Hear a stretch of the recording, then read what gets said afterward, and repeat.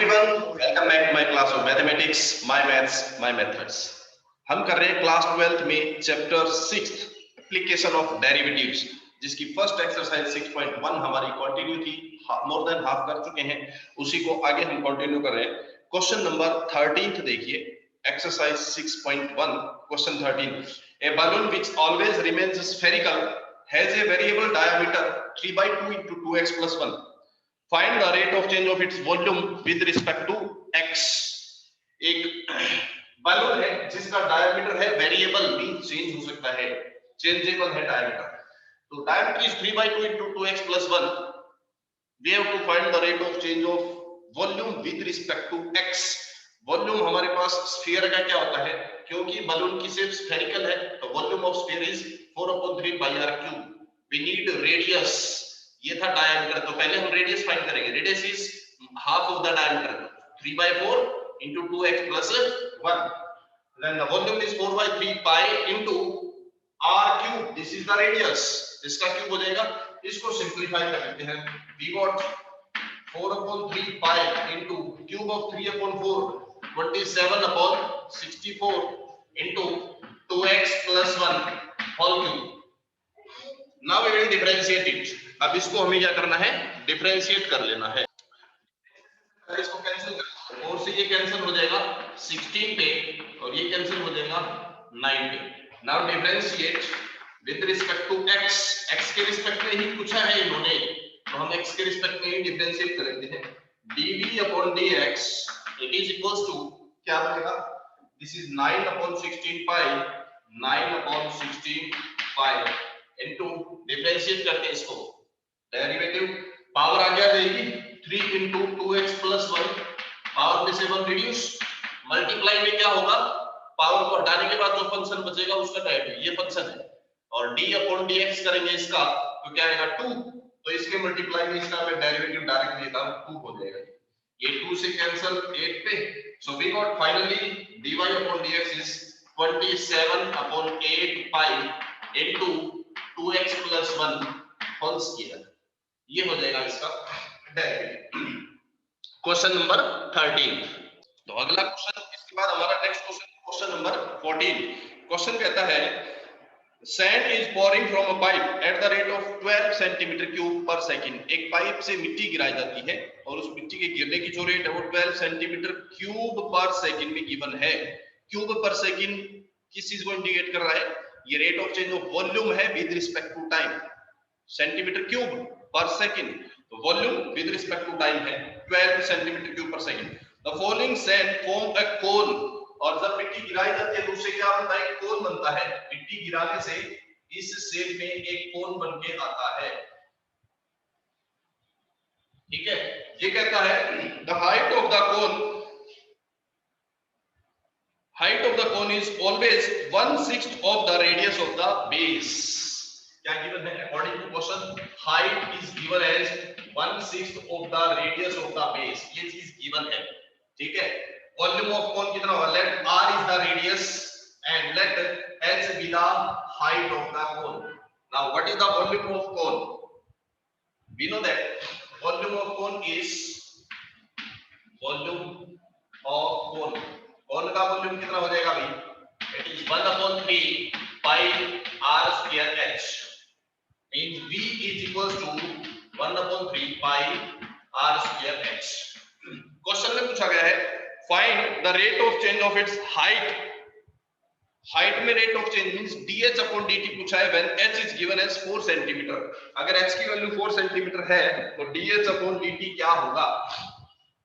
अब जब हम इसको डिफरेंशिएट करेंगे with respect to t, time के रिस्पेक्ट में डिफरेंशिएट करेंगे, t के रिस्पेक्ट में डिफरेंशिएट करें तो यहाँ दो वेरिएबल है r और h, है ना, तो दो में से पहले एक को खत्म करना पड़ेगा। पूछा क्या है dh/dt, dh/dt तो निकालना है, मींस r को यहाँ से एलिमिनेट करेंगे, और यहाँ से r को एलिमिनेट करने के लिए हम क्या करते हैं, इसका यूज करते हैं। r इज इक्वल टू कितना हो जाएगा 6h, put this value of r के लिए पुट कर देंगे तो क्या हो जाएगा, हमारे पास सिर्फ एक ही वेरिएबल बचेगा h।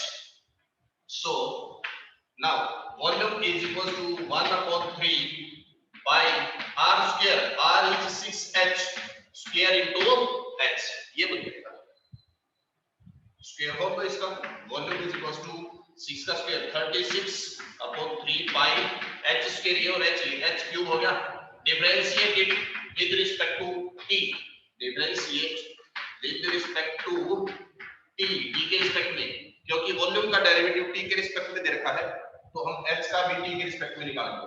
So it is dv upon dt equals to 12 pi into h cube, derivative करेंगे पहले पावर का होगा means 3h square multiplied derivative of h with respect to t, it is dh upon dt।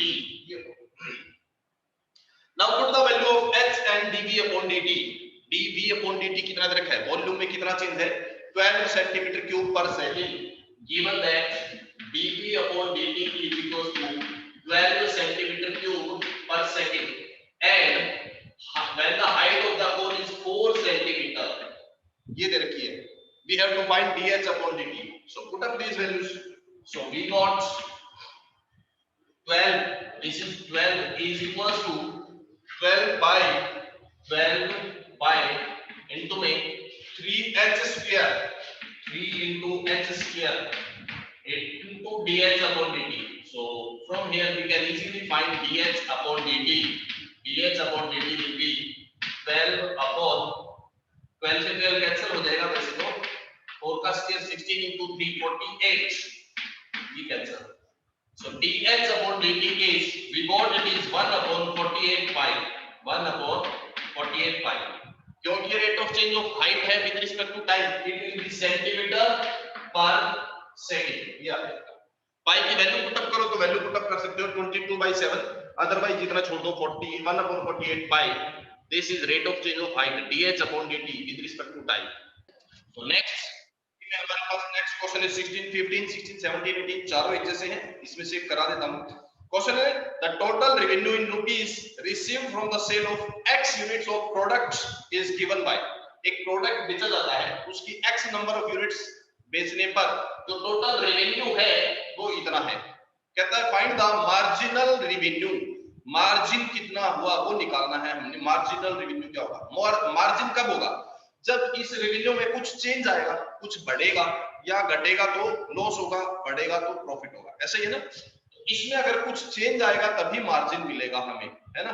और change आने का मतलब हम यहाँ चेंज किसके लिए यूज करें, डेरिवेटिव के लिए, मींस यहाँ से हम इसका फाइंड कर लेते हैं डेरिवेटिव। ये कहता है find the marginal revenue when x is equals to 7। चलिए डिफरेंशिएट करते हैं with respect to x, differentiate with respect to x, तो derivative of r with respect to x it will be equals to कितना हो जाएगा ये 26x plus 26, and given when x is equals to 7 dr upon dx it will be equal to 26 into 7 plus 26, कितना हो जाएगा 26 into 7 ये और 1 ये 8 हो जाएगा 208, ये आ जाएगा इसका मार्जिनल रेवेन्यू। ये क्वेश्चन 16 है। तो 15 16 17 18 ये चारों एक जैसे हैं, आप आराम से कर सकते हैं। तो 6.1 एक्सरसाइज जो है वो यहाँ पे कंप्लीट होती है। इसके बाद हम चलते हैं नेक्स्ट एक्सरसाइज की तरफ, that is 6.2 increasing and decreasing. कोई भी फंक्शन कब इंक्रीज होता है कब डिक्रीज होता है। मान लो जैसे हमारे पास साइन कर्व है, साइन कर्व क्या है, यहाँ से 0 से स्टार्ट होता है, 90 पे 1, then 180 0, 270 -1, then 360 0, इस तरह से चलता है ना। मींस एक बार वो फंक्शन इंक्रीज हो रहा है, यहाँ तक इंक्रीज होगा, यहाँ के बाद फिर वो वापस डिक्रीज होना शुरू हो जाता है और डिक्रीज होता है यहाँ तक, उसके बाद फिर से इंक्रीज होता है। तो इसी तरह से कोई भी फंक्शन कहाँ इंक्रीज होगा कहाँ डिक्रीज होगा वो हम नेक्स्ट एक्सरसाइज में करेंगे। स्टार्ट करते हैं एक्सरसाइज 6.2। स्टार्ट करते हैं हम, कब कोई फंक्शन इंक्रीजिंग होता है और कब कोई फंक्शन डिक्रीजिंग होता है उस चीज के बारे में देखते हैं। तो let us suppose we have two values x1 and x2, दो डिफरेंट वैल्यूज ली हमने। जैसे अभी साइन का मैंने कार्व बनाया था, ये साइन का हमने कार्व बनाया था इस तरह से, है ना। एक वैल्यू ले ली x1 is equals to 30 degree, x1 is equals to 30 degree, और दूसरी वैल्यू हमने ले ली x2 is equals to 60 degree. दो डिफरेंट वैल्यूज ली, है ना। x1 30 डिग्री ले लिया, x2 60 ले लिया, उल्टा ले सकते, कोई दिक्कत नहीं है, ठीक है। जब x1 की वैल्यू 30 डिग्री पुट करेंगे तो y कितना आएगा, 30 पे sin की वैल्यू कितनी होती है, 1/2 होती है। 30 पे sin की वैल्यू होती है 1/2, ठीक है। यहां हमने ले लिया 30, ये होगी वैल्यू। दूसरा, जब x को हम 60 लेते हैं, 60 लेंगे तो y की वैल्यू कितनी आएगी, यहां पे √3/2 आएगी, है ना।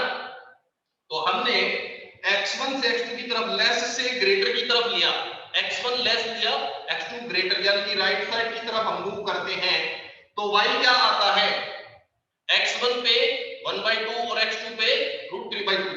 जैसे जैसे x बढ़ रहा है y भी इंक्रीज हो रहा है ना। x के इंक्रीज होने पर y इंक्रीज हो रहा है, y मींस fx, ठीक है। x1 जब हम लेस देन x2 लेते हैं, हमने x1 लिया लेस देन x2, ये x1 है, ये x2 है, और इसके लिए यहां y1 है, यहां y2 है, this is y1, this is y2, x1 and x2। हमने क्या लिया, x1 लेस देन x2 लिया, x2 ज्यादा है इसमें और x1 कम है। x1 की वैल्यू कितनी है, y1, ये रही, और x2 की वैल्यू है y2। x1 से x2 लेस से ग्रेटर की तरफ जा रहे हैं तो y भी ग्रेटर की तरफ जा रहा है, लेस से ग्रेटर, यानी कि x को इंक्रीज करने पर y भी इंक्रीज हो रहा है। ऐसे फंक्शन को हम क्या कहते हैं, इंक्रीजिंग फंक्शन, या उल्टा कह सकते हो आप, x1 ग्रेटर देन x2 ले लिया, इस पर मान लिया इसको x1 लीजिए, x2 मान लिया हमने और इसको x1 मान लिया। अगर ये x2 है और ये x1 है तो यहाँ पे भी ये y2 और ये y1 होगा। अब इस बार हमने क्या लिया है, x1 को ग्रेटर लिया है, x2 को लेसर लिया है, x1 को ग्रेटर और x2 को लेसर। x1 डिक्रीज हो रहा है, नीचे की तरफ जा रहा है, पीछे आ रहा है ना। तो देखो x1 के सामने वैल्यू यहां थी, y1 यहां था और y2 डाउन आ गया। जैसे x डिक्रीज हुआ तो y भी डिक्रीज हुआ, तो कर्व क्या बना हमारा, ये बना, है ना, यहां से लेकर यहां तक ये कर्व बना। तो ये सिचुएशन क्या शो कर रहा है, वही अपवर्ड है ना, कर्व है तो अपवर्ड ही। हमेशा हम इंक्रीजिंग या डिक्रीजिंग कब देखते हैं, लेस से ग्रेटर की साइड, लेफ्ट साइड से राइट साइड जाने पर वो कर्व मोमेंट कैसी शो कर रहा है।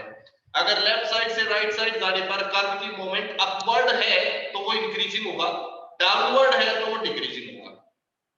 अब किसी को भी ग्रेटर किसी को भी स्मॉलर ले लो, बट हमें चेक क्या करना है, लेफ्ट से राइट जाने पर। अब इसमें दोनों केस में यही ग्राफ बन रहा है तो इंक्रीजिंग फंक्शन बनेगा, ठीक है। तो दोनों केस में अगर हम x1 लेस देन x2 लेते हैं और fx1 लेस देन fx2 आता है, यानी कि सेम वो रोटेशन शो कर रहा है, सेम उसमें जो वेरिएशन आ रहा है वो आ रहा है, ये डिक्रीज हो रहा है, ये भी डिक्रीज हो रहा है। या x1 ग्रेटर देन x2 लेते हैं और fx1 ग्रेटर देन fx2 आता है, सेम वेरिएशन शो कर रहा है, जिस टाइप की वेरिएशन यहाँ पे आती है सेम वही वहां पे आती है, तो ऐसे फंक्शन को हम क्या कहते हैं, इंक्रीजिंग फंक्शन, ठीक है। उसकी जो डायरेक्शन है, कर्व की डायरेक्शन दोनों के लिए सेम है, या तो दोनों इंक्रीज हो रहे हैं दोनों डिक्रीज। देखो यहां से अगर फंक्शन दोनों इंक्रीज होंगे तो ऐसे जाएगा, दोनों डिक्रीज होंगे तो ऐसे जाएगा, है ना। अब इसमें पूरे कर्व में ध्यान से देखो, लेफ्ट से राइट जाने पर, लेफ्ट से राइट जाने पर तो फंक्शन इंक्रीज ही हो रहा है ना। चाहे कितना भी पीछे ले जाओ, लेफ्ट से राइट जाने पर फंक्शन इंक्रीज हो रहा है तो इंक्रीजिंग ही कहा जाएगा। इन दोनों केसेस में फंक्शन क्या होगा, इंक्रीजिंग। लेस लेने पर लेस आए या ग्रेटर लेने पर ग्रेटर आए, सेम वेरिएशन शो करता है तो इंक्रीजिंग होगा। सेकंड, अगर फंक्शन लेस लेने पर x की वैल्यू लेस लेते हैं और fx की वैल्यू ग्रेटर आती है, अपोजिट वेरिएशन शो कर रहा है ना, x इंक्रीज कर रहा है जबकि y डिक्रीज कर रहा है, वेरिएशन अपोजिट। यहां से ये देखो, यहां लेस देन था और ग्रेटर देन आ रहा है, अपोजिट वेरिएशन शो करेगा तो फंक्शन क्या होगा, डिक्रीजिंग होगा। अच्छा यहां देख सकते हैं आप, x1 ग्रेटर देन x2 लेते हैं, fx1 लेस देन fx2 आता है, अपोजिट वेरिएशन है, फंक्शन विल बी डिक्रीजिंग। तो ये चीज आपको ध्यान रखनी है, कब फंक्शन इंक्रीजिंग और कब डिक्रीजिंग। अगर दोनों चीजें सेम वेरिएशन शो कर रही है, x और y, इसको आप y भी कह सकते हैं, ठीक है। x और y अगर सेम वेरिएशन शो करते हैं तो फंक्शन क्या होगा, इंक्रीजिंग, और अगर दोनों अपोजिट वेरिएशन शो करते हैं तो फंक्शन होगा डिक्रीजिंग। ये तो जो तरीका था, ये तो जो मेथड था, विदाउट यूजिंग डेरिवेटिव अगर हमें करना है, डेरिवेटिव का यूज किए बिना चेक करना है फंक्शन इंक्रीजिंग या डिक्रीजिंग, तो वो जो अभी बताया वही मेथड यूज होगा। x1 लेस देन x2 लेके चलो या ग्रेटर देन लेके चलो और fx1 और fx2 में रिलेशन फाइंड करो। अगर सेम वेरिएशन है तो इंक्रीजिंग, अपोजिट वेरिएशन है तो डिक्रीजिंग। बट अगर हमें डेरिवेटिव की हेल्प से फंक्शन चेक करना है इंक्रीजिंग या डिक्रीजिंग, तो क्या होगा, let us suppose we have the function fx। हम क्या करेंगे, फंक्शन के लिए फाइंड करेंगे derivative of the function f dash x। Now if the derivative of the function is positive, if is positive, then the function is positive variation, means the direction है वो उसकी curve की जो direction है वो positive होगी, means increase होगा। और अगर आपका डेरिवेटिव नेगेटिव आता है लेस देन 0, तो फंक्शन क्या होगा, डिक्रीज होगा। अगर इस टाइप से चलता है कर्व, इंक्रीजिंग होगा, और अगर आपका कर्व इस टाइप से चलता है, डिक्रीजिंग होगा। अब एक क्वेश्चन आता है, अगर आपका derivative f x equal to 0 आ जाए तो फंक्शन ना तो इंक्रीज होगा ना डिक्रीज होगा। That is point of inflection, उसको कहते हैं हम इनफ्लेक्शन पॉइंट। ठीक है, उस पॉइंट पर वो ग्राफ जो है उसका वो बिल्कुल स्ट्रेट लाइन बन जाएगा, ना तो इंक्रीज होगा और ना डिक्रीज होगा। That is called as point of inflection. ठीक है, ये हमारे पास दो चीजें हैं, कब फंक्शन इंक्रीजिंग होता है, कब डिक्रीजिंग। फंक्शन का डेरिवेटिव अगर पॉजिटिव वेरिएशन शो कर रहा है, यानी कि पॉजिटिव है तो फंक्शन इंक्रीजिंग, नेगेटिव है तो फंक्शन डिक्रीजिंग। चलिए अब हम इसकी स्टार्ट करते हैं एक्सरसाइज 6.2। एक्सरसाइज 6.2 का फर्स्ट क्वेश्चन है, show that this function is increasing for all real number, x can be any real number, the function always shows positive variation. हमने शो करना है कि फंक्शन हमेशा इंक्रीजिंग होगा, तो हम क्या करते हैं, मैं दोनों मेथड से ये क्वेश्चन कराता हूं। पहले हम लेते हैं x1 और x2 डिफरेंट मेथड से, ठीक है, without derivative. Let us suppose x1 and x2 be to any real numbers। Real numbers के लिए कहा है इसने कहा है function is increasing for all real numbers. तो let us suppose x1 and x2 are to any real numbers and such that, और ये रियल नंबर्स क्या है, such that let us suppose these are such that x1 is less than x2, x1 is less than x2, या उल्टा कर लो आप, fx1 is less than fx2 लेके चलो और x1 x2 निकाल लो। हमने बस सिर्फ ये चेक करना है कि वेरिएशन सेम आ रही है या नहीं। चलिए f of x1 is, आप चाहो तो लेस देन लेके चल सकते हो, चाहो तो ग्रेटर देन, कोई दिक्कत नहीं है, लेस लेके चलो या ग्रेटर कोई फर्क नहीं पड़ता। हमें सिर्फ ये चेक करना है कि fx में जो वेरिएशन है x में भी वही वेरिएशन है नहीं। अगर सेम वेरिएशन है तो इंक्रीजिंग, अपोजिट है तो डिक्रीजिंग, बस। f of x1 is less than f of x2, fx1 means 3x1 plus 17, it is less than 3x2 plus 17, यही होगा। 17 से 17 cancelled out, we got 3x1 is less than 3x2, 3 से 3 cancelled out, we got x1 is less than x2। क्या हुआ, variation less than की थी और less then he आ रहा है, सेम वेरिएशन शो कर रहा है, और अगर सेम वेरिएशन शो कर रहा है तो फंक्शन क्या होगा, increasing. So the function f is increasing। अब for all x1 x2 belongs to real number, for all x belonging to a real number, x की वैल्यू कोई भी रियल नंबर लेके चलो फंक्शन हमेशा इंक्रीजिंग होगा। ठीक है, देखने पर ये लगता है कि हमने किया क्या है, 17 से 17 हमेशा कैंसिल होता ही है, 3 से 3 कैंसिल होगा तो ये तो सेम ही आएगा, नहीं हमेशा नहीं आता। कई बार क्या होता है, स्क्वेयरिंग होता है, माइनस से मल्टीप्लाई या डिवाइड करते हैं, रेसिप्रोकल लेते हैं। ऐसे केसेस में इनइक्वालिटी 11th चैप्टर में 11th क्लास में हमने पढ़ा था कि इनइक्वालिटी का जो साइन है वो चेंज हो जाता है। कब, अगर हम फंक्शन का रेसिप्रोकल करते हैं, है ना, या माइनस से मल्टीप्लाई करते हैं, या नंबर नेगेटिव था और उसको स्क्वेयरिंग कर देते हैं, इस टाइप के डिफरेंट केसेस में ये साइन जो है वो रिवर्स भी हो जाता है। तो डिपेंड करेगा ये क्वेश्चन के ऊपर, ये नहीं कि हमेशा सेम ही आएगा। ठीक है, तो हम क्या करते हैं, fx1 लेस देन fx2 लेके चलेंगे और वेरिएशन शो करेंगे। लेस देन था तो लेस देन ही आना चाहिए, तो इंक्रीजिंग होगा। ग्रेटर देन लेने पर ग्रेटर देन आता है तो इंक्रीजिंग होगा। सेम वेरिएशन आती है तो इंक्रीजिंग, अपोजिट हो तो डिक्रीजिंग। अब इसी क्वेश्चन को करते हैं डेरिवेटिव के मेथड से। Now function fx is equals to 3x plus 17। हमने चेक करना है कि इसका डेरिवेटिव पॉजिटिव है या नेगेटिव। अगर पॉजिटिव है तो इंक्रीजिंग, नेगेटिव है तो डिक्रीजिंग। चलिए find the derivative f dash x, it is equals to 3 into x, x का डेरिवेटिव 1 3 बचेगा और ये 0 होगा ही, 17 का डेट 0 होगा। It is clearly greater than 0 means the derivative of the function is greater than 0. And if the derivative is greater than 0, it means the function will be increasing. So function f is increasing for all x belonging to the real number. यहाँ x की value कोई भी real number हो, this is always greater than 0 means the function is always increasing. ये है method of derivative और ये है विदाउट डेरिवेटिव. क्वेश्चन सेकंड है fx equal to e power 2x. इसको भी वही इंक्रीजिंग या डिक्रीजिंग चेक करना है हमने. तो बहुत सारे क्वेश्चन ऐसे होते हैं जो डेरिवेटिव से करने पर इजी होते हैं, कई क्वेश्चन ऐसे होते हैं विदाउट डेरिवेटिव इजी हो जाते हैं. मैक्सिमम तो डेरिवेटिव के हेल्प से ही करेंगे हम, इसमें चैप्टर डेरिवेटिव का है. तो इसको हम कर लेते हैं differentiate. Find the derivative of the function which is f dash x equals to exponential e power 2x same रहेगा मल्टीप्लाई पावर का डेरिवेटिव व्हिच इज 2. या now we know that exponential function e की power में कुछ भी हो it is always positive. ये हमेशा पॉजिटिव होता है. this is always positive for all real numbers and if this is positive then this complete is positive. we know that exponential function की पावर में कुछ भी हो it is always greater than 0. it means 2 multiply e power 2x it is also greater than 0 means f dash x is greater than 0 कब? for all x belonging to real numbers के लिए. so the function f(x) is increasing for all x belonging to the real numbers. x की value कोई भी real number हो ये function हमेशा क्या होगा? इंक्रीजिंग होगा. इसी का थर्ड क्वेश्चन सेकंड पार्ट. अभी तक जो ऑल रियल नंबर के लिए चेक करा था बट इसमें रियल नंबर्स के लिए नहीं, इसलिए इंटरवल दे रखा है ऑन द इंटरवल π/2 to π. सिर्फ इस इंटरवल में चेक करना है ये फंक्शन इंक्रीजिंग है या डिक्रीजिंग.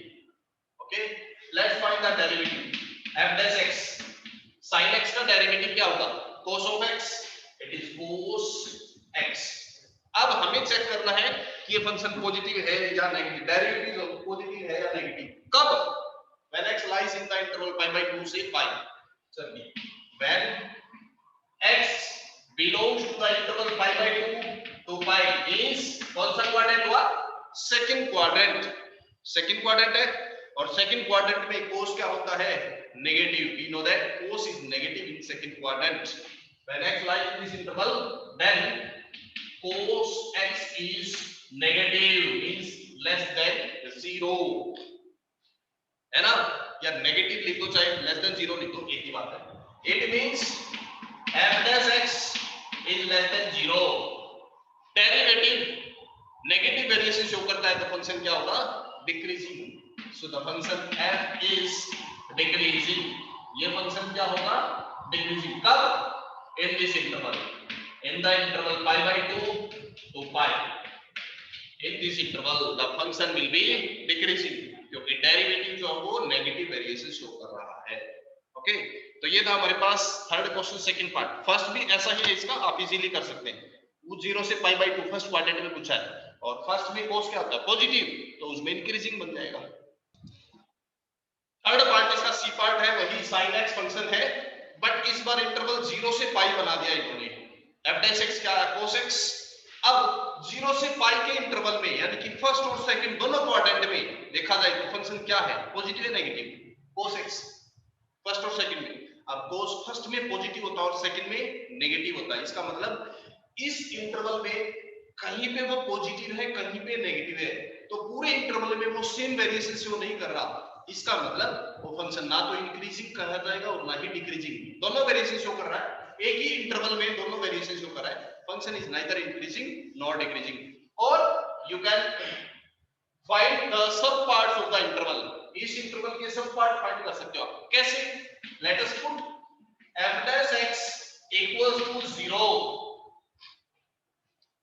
then क्या होगा? cos x equals to 0. cos 0 कहां होगा भाई? इस इंटरवल के बीच में कहीं पे cos 0 है? yes, π/2.